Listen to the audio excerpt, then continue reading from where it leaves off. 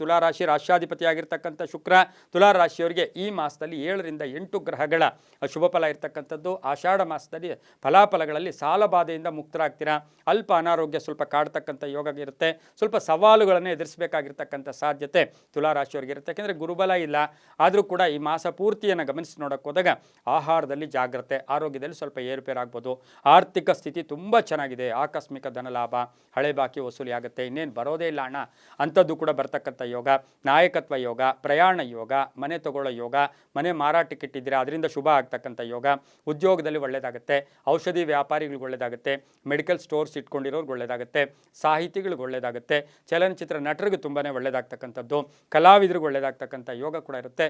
ಉದ್ಯೋಗದಲ್ಲಿ ಸ್ವಲ್ಪ ಮಾರ್ಪಾಡಾಗ್ತೀರಾ. ಆದರೆ ಜೊತೆಯಲ್ಲಿರ್ತಕ್ಕಂಥ ಡ್ರೈವರ್ ಇರ್ಬೋದು, ಕೆಲಸಗಾರರು ಇರ್ಬೋದು, ಅವರ ಜೊತೆ ಒಂದು ಒಳ್ಳೆ ಬಾಂಧವ್ಯ ಇಟ್ಕೊಳ್ಳಿ. ಅದರಿಂದ ಸಾಕಷ್ಟು ಶುಭ ಆಗ್ತಕ್ಕಂಥ ಯೋಗ ಕೂಡ ಇರುತ್ತೆ. ಮನೆಗೆ ಅತಿಥಿ ಬರ್ತಕ್ಕಂಥದ್ದು, ಬಹುಶಃ ಯಾರಾದರೂ ಮನೆಯಲ್ಲಿ ಗರ್ಭಿಣಿ ಇದ್ದರೆ ಅಥವಾ ಮನೆಯವರಿಗೆ ಅತಿಥಿ ಬರ್ತಕ್ಕಂಥ ಯೋಗ ಕೂಡ ಇರುತ್ತೆ. ಮಹಿಳೆಯರಿಗೆ ಶುಭ ಆಗುತ್ತೆ. ಮಹಿಳೆಯರಿಗೆ ಆಸೆ ಆಕಾಂಕ್ಷೆಗಳು ಈಡೇರ್ತಕ್ಕಂಥ ಮಾಸ ಸಹ ತುಲಾರಾಶಿಯವರಿಗಿರುತ್ತೆ. ಹಾಗೆಯೇ ಈ ರಾಶಿಯವರು ಸಾಧ್ಯವಾದಷ್ಟು ಎಲ್ಲಾದರೂ ಹನುಮನ ದೇವಸ್ಥಾನದಲ್ಲಿ ಹನುಮನಿಗೆ ಹೆಚ್ಚು ಹನುಮನ ದೇವಸ್ಥಾನಕ್ಕೆ ಹೋಗೋದು, ಪೂಜೆ ಮಾಡಿಸ್ಕೊಂಬರೋದು ಅಥವಾ ಅರ್ಚನೆ ಮಾಡಿಸೋದು, ವೀಳ್ಯದೆಲೆ ಅಲಂಕಾರ ಮಾಡಿಸ್ಕೊಂಡಿದ್ದೆ ಆದರೆ ಈ ಒಂದು ತುಲಾರಾಶಿಯವರಿಗೆ ತುಂಬಾ ಒಳ್ಳೆಯದಾಗುತ್ತೆ.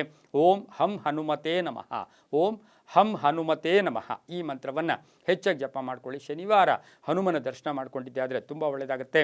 ಯಾರಾದರೂ ಗುರುಗಳಿದ್ದರೆ ಅವರಿಗೆ ಪಾದಗಳಾಗ್ಬೋದು, ಅಂದರೆ ಅಲ್ಲಿಗೆ ಪಾದರಕ್ಷೆ ಇರ್ಬೋದು. ಹಾಗೆಯೇ ಎಲ್ಲಾದರೂ ಒಂದು ಕಡೆ ಛತ್ರಿ ಇರ್ಬೋದು. ಆ ಗುರುಗಳಿಗೆ ದಾನ ಮಾಡಿ. ಗುರುಗಳು ಅಂದಾಗ ನಮಗೆ ಶಿಕ್ಷಕರಾಗ್ಬೋದು, ಹಿರಿಯರಾಗ್ಬೋದು, ನಾಲೆಡ್ಜ್ ಇರೋರಾಗ್ಬೋದು.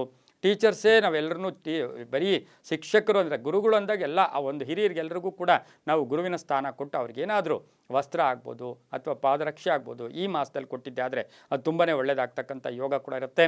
ಹಾಗೆಯೇ ಈ ಒಂದು ಮಾಸದಲ್ಲಿ ಓಂ ಹಂ ಹನುಮತೇ ನಮಃ ಈ ಮಂತ್ರ ಜಪ ಮಾಡ್ಕೊಳ್ಳಿ. 6 ಮತ್ತು 8 ತಮ್ಮ ಅದೃಷ್ಟ ಸಂಖ್ಯೆಗಳಾಗಿರುತ್ತೆ. ಪೂರ್ವ ಮತ್ತು ಉತ್ತರದ ದಿಕ್ಕಿನ ಪ್ರಯಾಣಗಳು ಶುಭಕರವಾಗಿರುತ್ತೆ.